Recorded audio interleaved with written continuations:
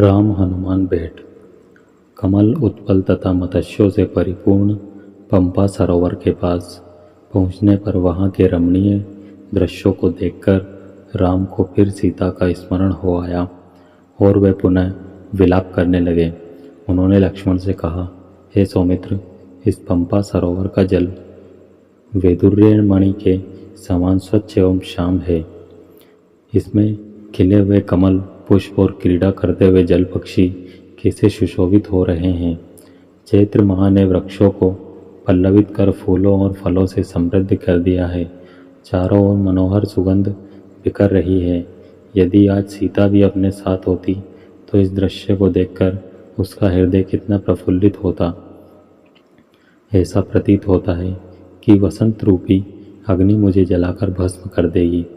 हाँ सीते, तुम ना जाने किस दशा में रो रो कर अपना समय बिता रही होंगी। मैं कितना अभागा हूँ कि तुम्हें अपने साथ वन में ले आया, परंतु तुम्हारी रक्षा न कर सका। हाँ, पर्वत शिखरों पर नृत्य करते हुए मोरों के साथ कामातुर कोई मोरनियाँ कैसा नृत्य कर रही है। हे लक्ष्मण, जिस स्थान पर सीता होगी, यदि वहाँ भी इसी प्रकार का वसंत खिला होगा तो वह उसके विरह विदग्ध हृदय को कितनी पीड़ा पहुंचा रहा होगा। वह अवश्य ही मेरे वियोग में रो रो कर अपने प्राण त्याग देगी। मैं इतना जानता हूँ कि वह मेरे बिना पानी से बाहर निकली हुई मछली की भांति तड़प रही होगी। उसकी वही दशा हो रही होगी जो आज मेरी हो रही है, अपितु मुझसे अधिक ही होगी, क्योंकि स्त्रियां पुरुषों से अधिक भावुक और कोमल होती है। यह संपूर्ण दृश्य इतना मनोरम है कि यदि सीता मेरे साथ होती तो इस स्थान को छोड़कर मैं कभी अयोध्या न जाता, सदैव उसके साथ यहीं रमण करता। किंतु यह तो मेरा स्वप्न मात्र है। आज तो यह अभागा प्यारी सीता के वियोग में वनों में मारा मारा फिर रहा है। जिस सीता ने मेरे लिए महलों के सुखों का परित्याग किया, मैं उसी की वन में रक्षा नहीं कर सका। मैं कैसे यह जीवन धारण करूं? मैं अयोध्या जाकर किसी को क्या बताऊंगा? माता कौशल्या को क्या उत्तर दूंगा? मुझे कुछ सुझाई नहीं देता। मैं इस विपत्ति के पहाड़ के नीचे दबा जा रहा हूँ। मुझे इस विपत्ति से छुटकारे का कोई उपाय नहीं सूझ रहा है। मैं यही पंपासर में डूबकर अपने प्राण दे दूंगा। भाई लक्ष्मण, तुम अभी अयोध्या लौट जाओ। मैं अब जनक नंदिनी सीता के बिना जीवित नहीं रह सकता।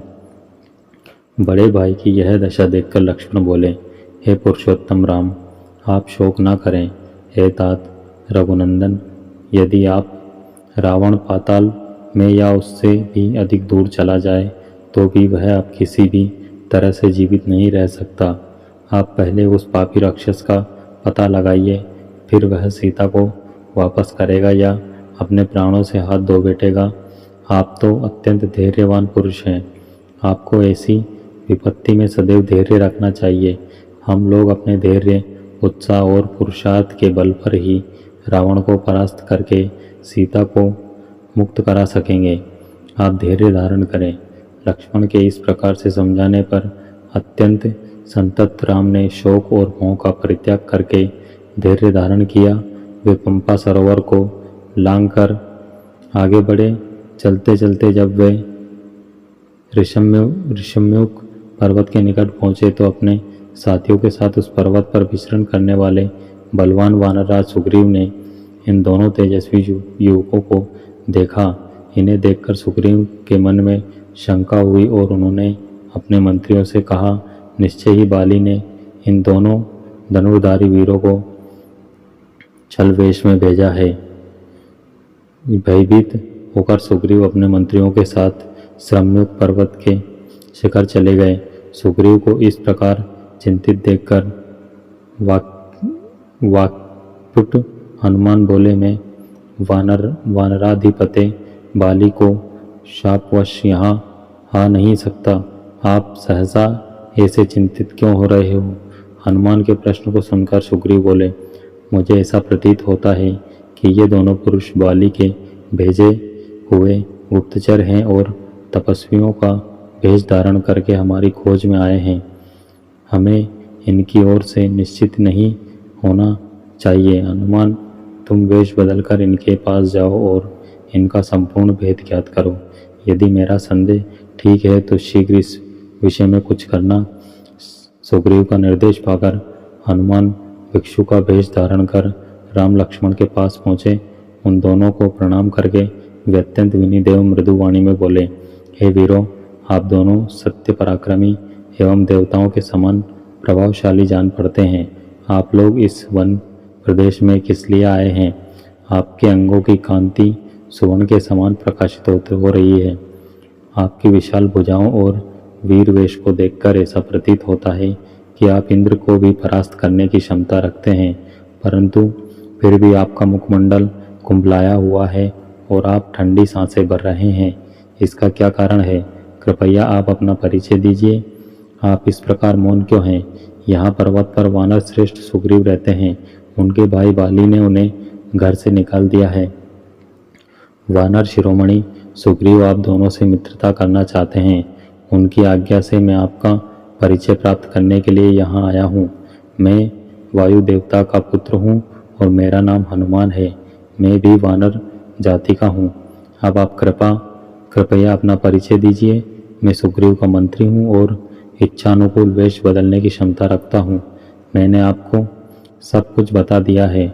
आशा है आप भी अपना परिचय देकर मुझे कृतार्थ करेंगे और वन में पधारने का कारण बताएंगे। हनुमान की चतुराई भरी स्पष्ट बातों को सुनकर राम ने लक्ष्मण से कहा, हे सौमित्र, इनकी बातों से मुझे पूर्ण विश्वास हो गया है कि ये महामनस्वी वानरराज सुग्रीव के सचिव हैं और उन्हीं के हित के लिए यहाँ आए हैं। इसलिए तुम निर्भय होकर इन्हें सब कुछ बता दो। राम की आज्ञा पाकर लक्ष्मण हनुमान से बोले, हे वानर श्रेष्ठ, सुग्रीव के गुणों से हम परिचित हो चुके हैं। हम उन्हें भी खोजते हुए यहाँ तक आए हैं।